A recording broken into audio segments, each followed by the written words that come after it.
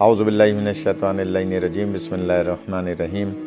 دین کی باتیں ہمارا موضوع ہے۔ ماہ مبارک میں لوگوں کو اویرنس دینے کے لیے، معلومات دینے کے لیے، یہ بتانے کے لیے کہ دین صرف باتوں کا دین نہیں ہے، حقیقت کا دین ہے، دین فطرت کا دین ہے۔ اللہ نے اس دین کو ہر انسان کے اندر رکھا ہے۔ یہی سبب ہے کہ جب فطرت جاگتی ہے تو وہ لا الہ الا اللہ محمد رسول اللہ کا کلمہ پڑھتا ہے، اور یہی سبب ہے کہ اب ماہ صیام میں گویا روزوں کے ان دنوں میں ہم زیادہ سے زیادہ کوشش کرتے ہیں کہ لوگ دین کو سمجھیں اور اپنی زندگی کو دین کے مطابق استوار کریں۔ ان الدین عند اللہ الاسلام، اللہ کے نزدیک اگر کوئی دین ہے تو فقط اسلام۔ اسی لیے یہ کامل دین ہے۔ ناخن کاٹنے سے لے کے اور سر کے بال تراشنے تک تمام تر احکامات اس دین میں موجود ہیں۔ یہ چاند کیوں بنا، یہ سورج کیوں بنا، یہ پہاڑ کیوں قائم کیے اللہ نے، یہ زمین کیوں بچھائی، یہ اللہ نے کیوں ستارے اور سیارے قائم کیے، ان تمام چیزوں کا جواب اور حل ہمارے پاس دین اسلام میں موجود ہے۔ اللہ کے ہونے پر کہ اللہ تعالیٰ کیسے ہے، اللہ کیسے اس کائنات کو چلاتا ہے، قرآن اس کے بارے میں کیا کہتا ہے، یہ تمام احکامات موجود ہیں۔ آج ایک بہت بڑی وبا، ایک بہت بڑی گویا آزمائش، ایک بہت بڑی مصیبت، میں سمجھتا ہوں کہ یہ وبا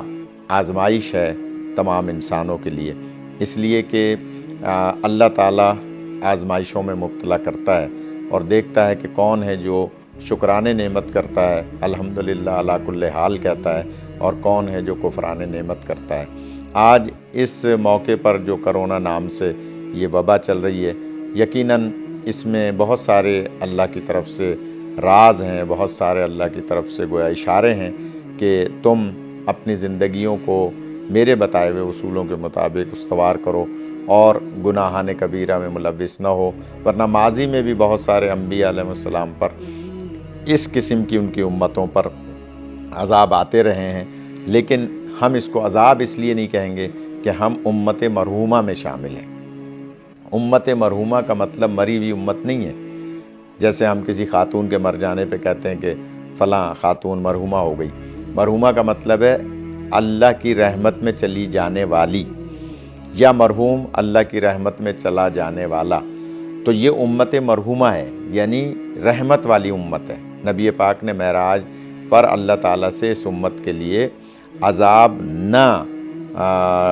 نازل کرنے کا وعدہ لیا تھا، اس لیے اس امت پر عذاب نہیں آ سکتا۔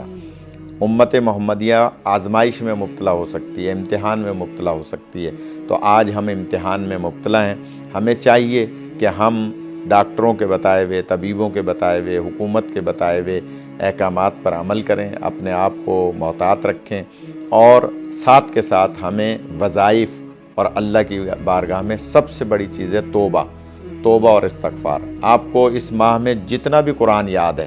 قرآن مجید کی تلاوت کریں۔ نبی پاک کے ایک بہت ہی مشہور صحابی تھے سعد ابن معاذ کے نام سے، جن کے لیے بہت ساری روایات موجود ہیں۔ یہ حافظ قرآن نہیں تھے، انہیں پورا قرآن یاد نہیں تھا، لیکن تاجر تھے بہت بڑے، مال تجارت ادھر سے ادھر جاتا تھا، اور یہ وہ شخصیت ہیں کہ جب بھی کبھی کوئی جنگ ہوتی تھی تو حضور پاک سعد سے کہتے تھے کہ جنگ ہو رہی ہے، تو وہ سامان جنگ فراہم کرتے تھے، تلواریں فراہم کرتے تھے، نیزے بھالے فراہم کرتے تھے، اور جنگ کے لیے گویا کمک دیتے تھے نبی پاک کو۔ اور یہ وہ صحابی تھے کہ جن کی جب نماز جنازہ پڑھانے کے لیے حضور پاک تشریف لائے تو آپ نے نالین اتار دی تھی پیروں سے، تو صحابہ نے پوچھا تھا کہ آپ نے نالین کیوں اتاری، تو فرمایا کہ 70,000 ملائکہ ہیں جو ان کے جنازے میں شامل ہیں، اور انہوں نے نالین نہیں پہنی ہوئی ہے۔ تو اس وقت صحابہ نے پوچھا کہ یہ ملائکہ کیوں ان کے جنازے میں آئے، صحابی تو آپ کے سب برابر ہیں، وہ کسی اور صحابی کے لیے تو ایسی روایت نہیں ملتی۔ تو حضور پاک فرماتے ہیں تمہیں نہیں پتہ، یہ میرا صحابی کثرت سے سورہ اخلاص کی تلاوت کرتا تھا، اسے سورہ اخلاص یعنی قل هو اللہ احد والی سورہ یاد تھی اور زیادہ سورہ اسے یاد نہیں تھے، تو یہ زیادہ سے اس سورہ کی تلاوت کرتا تھا، لہٰذا اللہ تعالیٰ نے اس کو اس کا اجر کیا دیا کہ اس کے جنازے میں 70,000 ملائکہ جو ہیں وہ شامل ہیں۔ تو میں گزارش کروں گا کہ اگر اس بیماری سے بچنا ہے، وبا سے بچنا ہے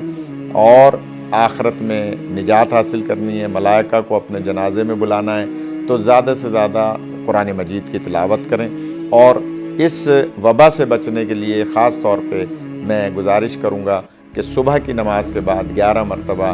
سورہ علم نشرہ اور 110 مرتبہ سورہ اخلاص کی تلاوت کریں، تو اللہ